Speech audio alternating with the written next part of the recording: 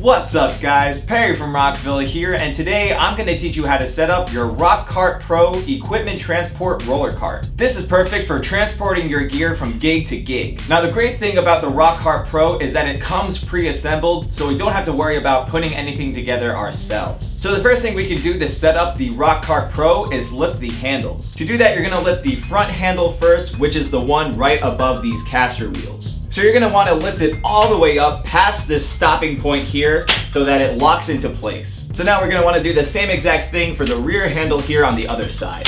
Now we recommend pulling the cart from the front since these caster wheels here give us the best control when steering the cart. So now we could use the regular payload like you see here to transport our gear from gig to gig, but we can also extend the payload so that we're able to bring even more gear. So to do that, we're going to want to loosen these wing nuts here underneath the side rails of the cart's frame. So now we can pull each side of the cart until the locking pin in the middle of the frame locks into place. After that, we can go ahead and tighten the wing nuts back up. So now if we want to keep our rock cart in place so it doesn't move while we're loading in our gear, we can actually press down on these locks here above the caster wheels. And to unlock them, we can just lift the locks back up. Now the Rock Cart Pro can also act as a hand truck. For that setup, we're going to want to press down on the foot lever so that we can bring down the front handle. So now we can lift the front of the cart vertically for another way to transport our gear. So now if we want to break down and pack our rock cart, we're basically going to work backwards. So we'll start by loosening these wing nuts here. Then we're going to want to push the locking pin in, and that will allow us to bring the payload size back to its regular form. Then we'll want to tighten the wing nuts back up. Then we'll want to use the foot levers to bring down the handles of the cart. Just be sure to lower the rear handle first